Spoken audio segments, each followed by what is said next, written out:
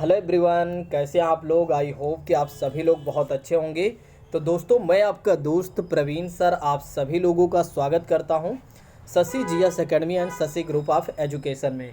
तो साथियों, जैसा कि हमने आपसे कमेंट किया था, हमने आपसे प्रॉमिस किया था कि आज से हमारी दो क्लास होगी, एक ईवीएस की और दूसरी साइकोलॉजी की।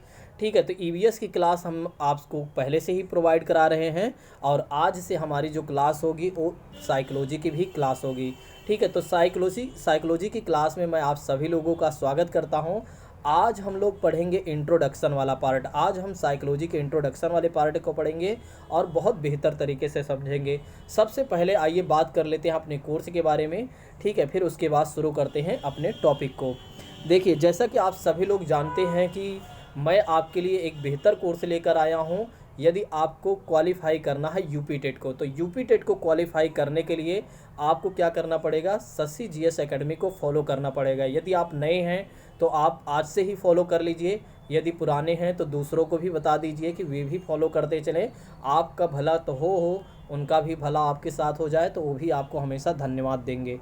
ठीक है, तो चलिए आइए शुरू करते हैं। किसी और बात की चर्चा ना करते हुए, लेकिन एक चर्चा रह गई है, थोड़ा से आप 30 सेकंड हमें दीजिए।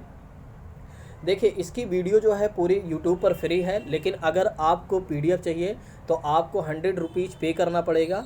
ठीक है, आप हमें व्हाट्सअप कर सकते हैं 8920340192 पर आप हमें व्हाट्सअप करिए और उसमें लिखिएगा यूपी टेट पीडीएफ। फिर आपको पेमेंट का मेथड बता दिया जाएगा। फिर आप पेमेंट कर दीजिएगा। आपको जब तक 28 नवंबर तक, यानी कि 28 नवंबर तक जब तक आपके एग्ज़ाम नहीं हो जाता है तब तक आपको पीडीएफ मिलती रहेंगी और सारी क्लास आपको मिलती रहेंगी। ठीक है, उसके लिए अगर आपको कोई डाउट होता है तो उसके लिए भी आप मैसेज कर सकते हैं। जो लोग पीडीएफ ले रहे हैं, जो लोग पीडीएफ लेंगे या पीडीएफ ले रहे हैं, वे मैसेज कर सकते हैं हमें कि सर हमें इस टॉपिक में डाउट है। तो उनको मैं एक तरीके से वीडियो के माध्यम से नहीं बल्कि गूगल मीट ऐप के माध्यम से मैं क्लास उन्हें प्रोवाइड करा दूंगा ताकि उन्हें पूरी तरीके से सारा कुछ क्लियर हो जाए। चलिए आइए बात करते हैं, अब किसी और बात की चर्चा ना करते हुए सीधा आते हैं आज के अपने पहले टॉपिक पर। देखिए, जैसा कि हमने आपको बताया था कि आज हम इंट्रोडक्शन वाला पार्ट को करने जा रहे हैं और इंट्रोडक्शन वाला पार्ट कौन सा है, मनोविज्ञान का। ठीक है, मनोविज्ञान यानी साइकोलॉजी के बारे में आज हम जानेंगे। ठीक है, चलिए आइए समझते हैं। देखिए, मनोविज्ञान एक ऐसा विज्ञान है जो क्या एक तरीके से कहता है कि जो प्राणियों के व्यवहार एवं मानसिक तथा दैहिक प्रक्रियाओं का अध्ययन करता है। देखिए, मनोविज्ञान क्या है, मनोविज्ञान एक विज्ञान है। मनोविज्ञान क्या है, एक ऐसा विज्ञान है जो क्या करता है, प्राणियों के यानी कि एक तरीके से जितने भी प्राणी हैं उनके व्यवहार का अध्ययन करता है और साथ ही साथ उनके व्यवहार के साथ साथ क्या करता है, मानसिक और दैहिक मेंटल एंड साइकोलॉजिकल प्रोसेस का भी अध्ययन करता है। इस बात को ध्यान रखिएगा। तो मनोविज्ञान का अर्थ ये है। दूसरी बात करते हैं, मनोविज्ञान में मानव व्यवहार के साथ साथ पशु पक्षियों के भी व्यवहार के अध्ययन को सम्मिलित किया जाता है। आज कुछ लोगों को पहली बार ये जानकारी मिलेगी, कुछ लोगों को आज पहली बार जानकारी मिली है कि मनोविज्ञान में केवल और केवल मानव के व्यवहार का ही अध्ययन नहीं किया जाता, बल्कि मनोविज्ञान में पशु पक्षियों के व्यवहार का भी अध्ययन किया जाता है। तो ध्यान रखिएगा कि मनोविज्ञान में केवल और केवल मानव के व्यवहार का ही अध्ययन नहीं बल्कि पशु पक्षियों के भी व्यवहार का अध्ययन किया जाता है। इस बात को जरूर याद रखिएगा। नेक्स्ट बात करते हैं, मनोविज्ञान अध्ययन की वह शाखा होती है जो क्या करती है, मन का अध्ययन करती है। किसका अध्ययन करती है, मन का अध्ययन करती है। तो इस बात को भी ध्यान रखिएगा कि मनोविज्ञान जो है एक तरीके से मन का अध्ययन करती है। यानी कि मनोविज्ञान शब्द का शाब्दिक अर्थ ये हो जाता है कि मन का विज्ञान। अगर आपसे कोई प्रश्न पूछता है कि मनोविज्ञान का शाब्दिक अर्थ क्या होता है तो आप उसे ये बता दीजिए, मन का विज्ञान ही मनोविज्ञान है, मन का विज्ञान ही मनोविज्ञान है। तो आज कुछ लोगों को 2-3 जानकारी ऐसी मिली होगी जिनके बारे में आज तक उन्होंने पढ़ा ही नहीं होगा, भले ही वो इतना दिन से पढ़ रहे हों। चलिए नेक्स्ट बात करते हैं, यानी कि अगले पॉइंट की बात करते हैं। तो मनोविज्ञान को अंग्रेजी में साइकोलॉजी कहा जाता है। ठीक है, चलिए एक और नई सूचना आपको मिल गई कि मनोविज्ञान को अंग्रेजी में साइकोलॉजी कहा जाता है। आप कह रहे होंगे कि सर आप छोटी सी बात को आप हमें मत बताइए, ये हमें पहले से पता है। लेकिन दोस्तों इसमें आपको कुछ और भी बातें मैं बताने वाला हूँ, ठीक है। देखिए, मनोविज्ञान को अंग्रेजी में साइकोलॉजी कहा जाता है, कोई डाउट नहीं है, सभी लोगों को पता है, बिल्कुल क्लियर है।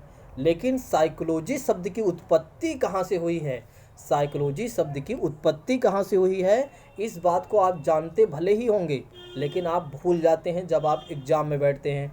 क्योंकि यूपी टेट जो है आपको परेशान कर देता है, कुछ ऐसे बिंदुओं को रख देता है, कुछ ऐसे विकल्पों को रख देता है जो हमें पता होते हुए भी हम उसका चुनाव नहीं कर पाते हैं कि सही कौन सा है।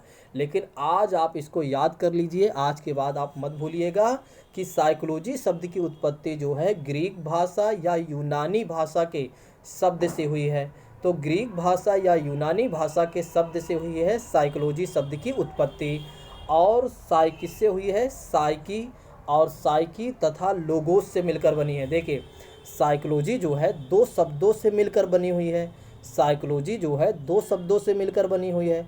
एक पहला शब्द कौन सा है, साइकी, और दूसरा शब्द कौन सा है, लोगोस। देखिए, हमने आपको भले ही पढ़ा दिया ऑफलाइन में, लेकिन कोई भी छात्र जाएगा नहीं, लास्ट तक आप बने रहिए, बहुत अच्छी जानकारी मिलने वाली है, ठीक है। बस इतने भर से ही नहीं आपका काम चलने वाला है, बहुत सारी चीज़ें आपको इन्फॉर्मेशन मिलने वाली है। तो कोई भी छात्र जाएगा नहीं बीच से, ठीक है, लास्ट तक बना रहेगा, ठीक है। चलिए समझते हैं इसके बारे में। तो साइकोलॉजी जो है दो शब्दों से मिलकर बना है, और दो शब्द कौन कौन से हैं, एक है साइकी, दूसरी है लोगोस, ठीक है। अब आइए समझते हैं कि साइकी का मतलब क्या होता है। तो साइकी का शाब्दिक अर्थ हो जाता है मेरे प्रिय साथियों, आत्मा हो जाता है। और लोगोस का शाब्दिक अर्थ क्या हो जाता है, लोगोस का शाब्दिक अर्थ क्या हो जाता है, या लोगस शब्द का शाब्दिक अर्थ क्या हो जाता है, अध्ययन करना हो जाता है। अध्ययन करना या ज्ञान की बात की जा रही है। यानी कि अगर हम दोनों को मिला देते हैं, साइकी प्लस लोगोस को मिला देते हैं, तो साइकी मतलब क्या हो जाता है, आत्मा, और लोगोस मतलब या लोगस मतलब क्या हो जाता है, अध्ययन करना। यानी कि आत्मा के अध्ययन को ही क्या कहा जाता है, साइकोलॉजी कहा जाता है। आज आप लोगों को पूरी तरीके से मुझे लगता है क्लियर हो गया होगा।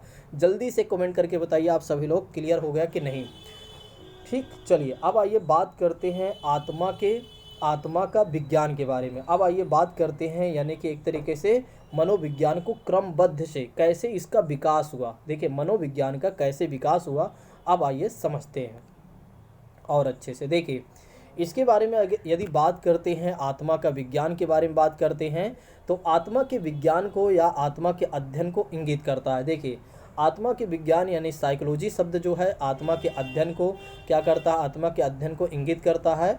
और जिसका समर्थन करने वाले कौन कौन से दार्शनिक थे, जैसे प्लेटो थे, अरस्तु थे, डेकार्टे थे, इन सभी लोगों ने कहा कि साइकोलॉजी क्या है, साइकोलॉजी की परिभाषा दी। इन्होंने कहा कि साइकोलॉजी जो है एक तरीके से आत्मा का अध्ययन है और कुछ भी नहीं है, आप बिल्कुल परेशान मत होइए। लेकिन यह परिभाषा जो रही आगे चलकर क्या हुई, धीरे धीरे क्या हो गई, यह परिभाषा अमान्य हो गई। तो ध्यान रखिएगा, पहली बार 16वीं शताब्दी में क्या बताया गया, साइकोलॉजी को बताया गया, आत्मा का अध्ययन बताया गया, यानी परिभाषा में बताया गया। प्लेटो, अरस्तु और डेकार्टे साहब ने कहा कि साइकोलॉजी कुछ नहीं है, केवल और केवल आत्मा का अध्ययन ही साइकोलॉजी है, बस इतना सा समझ लीजिए। लेकिन जो और मनोवैज्ञानिक थे, उन सभी लोगों ने मिलकर क्या किया, इस परिभाषा को अमान्य घोषित कर दिया। फिर उसके बाद कुछ और मनोवैज्ञानिक आते हैं और वे क्या बताते हैं कि वे क्या कहते हैं कि साइकोलॉजी कुछ नहीं है, इसकी परिभाषा केवल और केवल क्या है। 17वीं शताब्दी में इन लोगों ने कहा कि साइकोलॉजी मन के विज्ञान है। साइकोलॉजी का केवल इतना भर आप समझिए कि साइकोलॉजी क्या है, मन का विज्ञान है। तो 17वीं शताब्दी में कहा जाता है, साइकोलॉजी की परिभाषा को दिया जाता है या साइकोलॉजी को बताया जाता है, साइकोलॉजी कुछ नहीं है भैया, आप चिंता मत करिए, केवल और केवल मन के विज्ञान को ही साइकोलॉजी कहा गया। लेकिन इन सभी लोगों, इनकी भी अब परिभाषा जो होती है, ये सभी लोग जो बताते हैं मन के विज्ञान को, ये भी परिभाषा क्या होती है, आगे चलकर अमान्य घोषित कर दी जाती है। तो ध्यान रखिएगा, आगे चलकर क्या होता है, यह परिभाषा भी अमान्य घोषित कर दी जाती है, इस परिभाषा को भी अमान्य घोषित कर दिया जाता है। फिर उसके बाद कुछ और मनोवैज्ञानिक आते हैं, बड़े बड़े वीर आते हैं फिर से, और वे बताते हैं भैया देखिए, हम आपको बता रहे हैं, आप चिंता मत करिए कि साइकोलॉजी जो है चेतना का विज्ञान है। साइकोलॉजी क्या है? चेतना का विज्ञान है। और इसका मुख्य रूप से नाम किसने लिया था? फ्रायड साहब ने। फ्रायड साहब ने कहा कि देखिए साइकोलॉजी जो है केवल और केवल चेतना का विज्ञान है। साइकोलॉजी क्या है? केवल और केवल चेतना का विज्ञान है, इतना भर समझिए, ठीक है। और साथ ही साथ क्या हुआ कि वाइव्स, विलियम जेम्स और विलियम बुंट, जेम्स ली आदि ने भी इसको स्वीकार किया और इन लोगों ने भी चेतना के विज्ञान का समर्थन किया। लेकिन यह परिभाषा जो होती है आगे चलकर इसकी भी आलोचना की जाती है और ये भी परिभाषा एक तरीके से अमान्य घोषित कर दी जाती है। इस बात को भी ध्यान रखिएगा। लेकिन एक यहाँ नई जानकारी आप ध्यान रखिएगा कि एक तरीके से यह देखो अमान्य घोषित कर दी जाती है, इस बात को ध्यान रखिएगा। आगे चलकर इस परिभाषा को अमान्य घोषित कर दिया जाता है। लेकिन एक और बात याद रखिएगा कि 1905 में प्रसिद्ध मनोवैज्ञानिक विलियम मैकडूगल ने अपनी पुस्तक आउटलाइन साइकोलॉजी, देखिए यहाँ पर कुछ नहीं बात करना है, यहाँ पर केवल आपको मैकडूगल की किताब को याद रखना है कि विलियम मैकडूगल साहब की किताब कौन सी थी? आउटलाइन साइकोलॉजी, ठीक है। इन्होंने भी आलोचना की थी, तो वो सब आप छोड़ दीजिए, लेकिन आपको केवल और केवल पुस्तक का नेम याद रखना है। देखिए पहली बातें हमने देखा कि मनोविज्ञान का कैसे विकास हुआ। पहली बातें बताया गया कि देखिए मनोविज्ञान कुछ नहीं है, केवल और केवल आत्मा का विज्ञान है, इसकी परिभाषा बताई गई। लेकिन 16वीं शताब्दी में क्या होता है, यह परिभाषा अमान्य घोषित कर दी जाती है। फिर उसके बाद साइकोलॉजी को कहा जाता है अरे साइकोलॉजी कुछ नहीं है, साइकोलॉजी केवल और केवल मन या मस्तिष्क का एक तरीके से विज्ञान है। लेकिन यह भी परिभाषा 17वीं शताब्दी में क्या हो जाती है, एक तरीके से 17वीं शताब्दी लास्ट होते होते यह भी परिभाषा अमान्य घोषित कर दी जाती है। फिर उसके बाद बताया जाता है साइकोलॉजी की अगली परिभाषा बताई जाती है कि भैया साइकोलॉजी कुछ नहीं है, चेतना का विज्ञान है। लेकिन यह भी परिभाषा आगे चलकर क्या हो जाती है, अमान्य घोषित कर दी जाती है। और एक बातें हमने आपको बताया कि विलियम मैकडूगल की पुस्तक कौन सी है? Outline psychology. ये यूपी टेट का फेवरेट क्वेश्चन है, इस बात को भी ध्यान रखिएगा। नेक्स्ट बात करते हैं, थोड़ी सी अतिरिक्त जानकारी ले लेते हैं। तो वास्तव में देखा जाए तो मनोविज्ञान के अध्ययन का जो प्रारंभ किया था, किसने किया था? अरस्तु के समय दर्शन शास्त्र की एक शाखा के रूप में। कुल मिलाकर एक तरीके से साइकोलॉजी यानी कि मनोविज्ञान के अध्ययन का प्रारंभ बताया गया अरस्तु के समय में कि दर्शन शास्त्र की ही एक शाखा है, दर्शन शास्त्र की ही एक शाखा थी। और मनोविज्ञान को दर्शन शास्त्र का अलग करने का श्रेय किसे जाता है? अमेरिकी मनोवैज्ञानिक विलियम जेम्स को जाता है। दरअसल अमेरिका के मनोवैज्ञानिक विलियम जेम्स कहते हैं कि देखिए जो एक तरीके से साइकोलॉजी जो है वो अलग है और दर्शन शास्त्र जो है अलग है, दर्शन शास्त्र अलग है, साइकोलॉजी अलग है। तो इस बात को ध्यान रखिएगा। और इन्होंने क्या कहा, साइकोलॉजी जो है इन्हीं को क्या कहा जाता है? मनोविज्ञान का जनक कहा जाता है। तो विलियम जेम्स को क्या कहा जाता है? मनोविज्ञान का जनक कहा जाता है। क्यों कहा जाता है?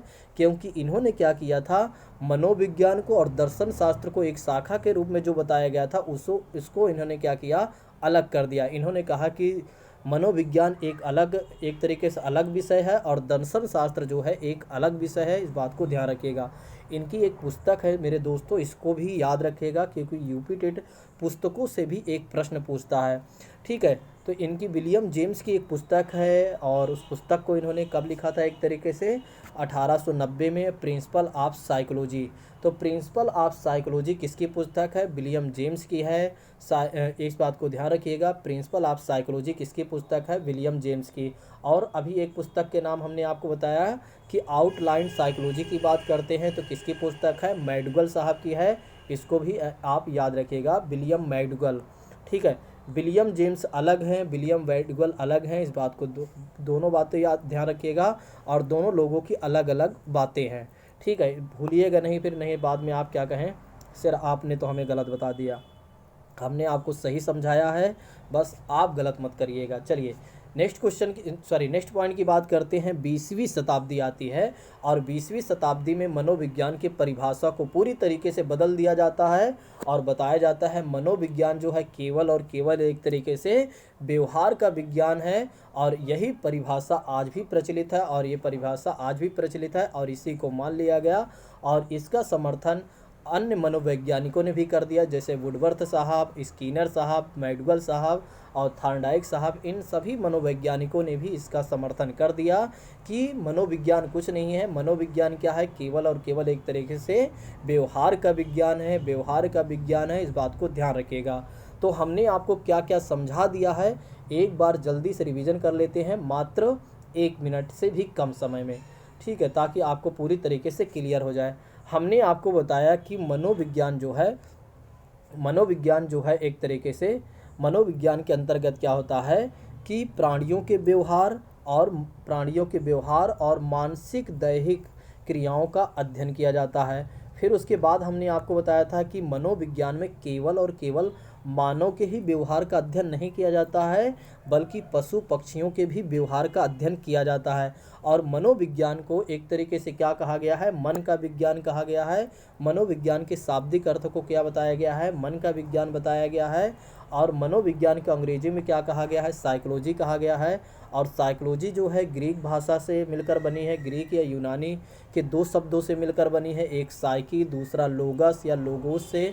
साइकी का मतलब हमने आपको बताया एक तरीके से आत्मा, लोगस का मतलब हमने आपको बताया अध्ययन करना, और यानी कि दोनों को मिला देने से क्या होता है? आत्मा का अध्ययन करना ही साइकोलॉजी है, या आत्मा का ज्ञान ही साइकोलॉजी है। इस बात को भी ध्यान रखिएगा। हमने इतना आपको समझा दिया। फिर मनोविज्ञान का विकास कैसे हुआ, यानी कि कैसे क्रमबद्ध मनोविज्ञान का विकास हुआ। हमने आपको बताया कि कुछ मनोवैज्ञानिकों ने कहा कि मनोविज्ञान कुछ नहीं है, आत्मा का विज्ञान है, लेकिन 16वीं शताब्दी लास्ट होते होते यह परिभाषा अमान्य घोषित कर दी जाती है। फिर उसके बाद क्या होता है? कुछ नए साइकोलॉजिस्ट आते हैं, कुछ नए मनोवैज्ञानिक आते हैं। वे क्या कहते हैं कि देखिए भैया, मनोविज्ञान मन या मस्तिष्क का विज्ञान है, लेकिन 17वीं शताब्दी में, लेकिन यह भी 17वीं शताब्दी के लास्ट होते होते यह भी परिभाषा अमान्य घोषित कर दी जाती है। फिर 19वीं शताब्दी आती है, और 19वीं शताब्दी में कुछ और मनोवैज्ञानिक आते हैं, जैसे कि फ्रायड साहब आते हैं, वाइब्स आते हैं, विलियम जेम्स आते हैं, विलियम सली आते हैं, जेम्स सली आते हैं, विलियम वुड आते हैं। और ये क्या कहते हैं? मनोविज्ञान जो है चेतना का विज्ञान है। और 19वीं शताब्दी भी लास्ट होते होते क्या हो जाता है? यह परिभाषा भी अमान्य घोषित कर दी जाती है। और 2 बातें हमने आपको बताया था कि आउटलाइन साइकोलॉजी किसकी पुस्तक है? विलियम मैकडॉगल की है। फिर हमने आपको बताया कि कुछ मनोवैज्ञानिकों ने, जैसे अरस्तू के समय में कुछ मनोवैज्ञानिकों ने कहा कि साइकोलॉजी जो है एक तरीके से दर्शन शास्त्र का ही एक शाखा है, एक शाखा के रूप में बता दिया गया। लेकिन विलियम जेम्स जो अमेरिका के मनोवैज्ञानिक थे, उन्होंने क्या किया? साइकोलॉजी को और दर्शन शास्त्र को एक अलग अलग विषय बता दिया, इसीलिए उन्हें मनोविज्ञान का जनक कहा गया। किसे? विलियम जेम्स को। और विलियम जेम्स की पुस्तक कौन सी है? प्रिंसिपल ऑफ साइकोलॉजी है। फिर कुछ मनोवैज्ञानिक आते हैं 20वीं शताब्दी में, और जिसके अंतर्गत आप देख सकते हैं वुडवर्थ, स्किनर, मैकडॉगल और थॉर्नडाइक साहब आते हैं। 20वीं शताब्दी में इन्होंने पूरी तरीके से मनोविज्ञान के अर्थ को बदल दिया, परिभाषा को बदल दिया। इन्होंने कहा कि मनोविज्ञान जो है एक तरीके से केवल और केवल व्यवहार का विज्ञान है, केवल और केवल व्यवहार का विज्ञान है, जो कि आज भी यह परिभाषा प्रचलित है। अब आइए समझते हैं कुछ कथनों के बारे में।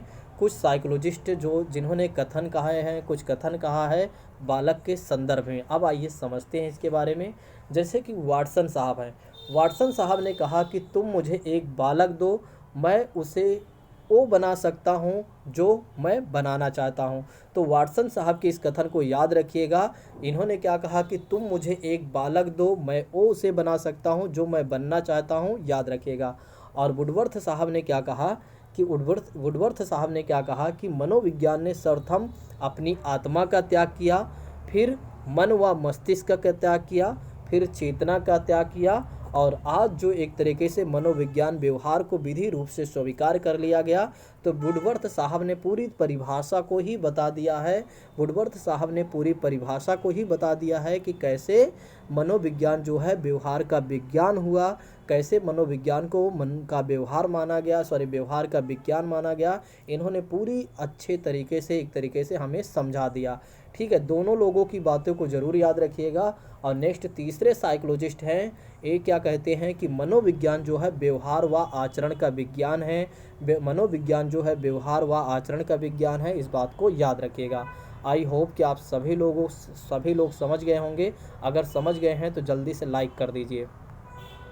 चलिए अब आइए बात करते हैं बाल मनोविज्ञान के बारे में। और थोड़ा सा अच्छे से समझते हैं। ठीक है, अब इसके बारे में जब आप समझेंगे तो इसमें से भी आपको 2 से 3 नंबर मिलने वाला है। ठीक है, 2 से 3 नंबर यहाँ से भी मिल सकते हैं, 1 से 2 भी मिल सकते हैं। ठीक है, इसको आप ध्यान रखिएगा। देखिए, इसमें से आपके सीटेट में भी प्रश्न पूछे जाएंगे और इसमें से आपके यूपी टेट में, सुपर टेट में और भी कोई आप एग्ज़ाम देंगे, अगर साइकोलॉजी से संबंधित होगा वो एग्ज़ाम, तो ज़रूर एक प्रश्न आपको इसमें से देखने को मिल जाएगा। अब आइए समझते हैं इसके बारे में। यदि आप सभी लोगों को क्लास बेहतर लग रही है तो आप लोग क्या कर दीजिए, अन्य छात्रों को भी बता दीजिए, जल्दी से उन्हें शेयर कर दीजिए, उन्हें बता दीजिए कि शशि जीएस एकेडमी पर चलिए, शशि जीएस एकेडमी पर चलिए, जहां 25 दिन का कोर्स प्रवीण सर लेकर आए हैं और 25 दिन में आपको यूपी टेट क्वालिफाई कराने की गारंटी लेते हैं। ठीक है, 25 दिन में साइकोलॉजी और ईबीएस के दम पर, साइकोलॉजी और ईबीएस के दम पर 60 नंबर आपको मिल जाएंगे। बाकी आप 40-50 10-20 नंबर तो उधर से भी ले सकते हैं, अदर सब्जेक्ट से। चलिए आइए समझते हैं अपने क्वेश्चन के बारे में, अपने टॉपिक के बारे में, बाल मनोविज्ञान, चाइल्ड साइकोलॉजी के बारे में। देखिए, बाल मनोविज्ञान बालक के मन व स्वभाव का अध्ययन करता है। तो ध्यान रखिएगा, एक नई बातें आपको जानकारी मिल गई है कि बाल मनोविज्ञान क्या करता है, बालक के मन का और उनके स्वभाव का अध्ययन करता है। तो बाल मनोविज्ञान क्या करता है, बालक के मन का और उसके स्वभाव का क्या करता है, अध्ययन करता है, स्टडी करता है। यानी कि कहने का मतलब ये हो गया कि बाल मनोविज्ञान बालक का मनोवैज्ञानिक अध्ययन है। तो बाल मनोविज्ञान क्या है, बालक का मनोवैज्ञानिक अध्ययन है, इस बात को ध्यान रखिएगा। बालक के विकास का अध्ययन मनोविज्ञान की जिस शाखा के अंतर्गत किया जाता है उसे क्या कहा जाता है, बाल मनोविज्ञान कहा जाता है। तो बाल विकास का अध्ययन मनोविज्ञान के जिस शाखा के अंतर्गत हम करते हैं उसे हम क्या कहते हैं, चाइल्ड साइकोलॉजी कहते हैं, यानी कि बाल मनोविज्ञान कहते हैं। इस बात को याद रखिएगा।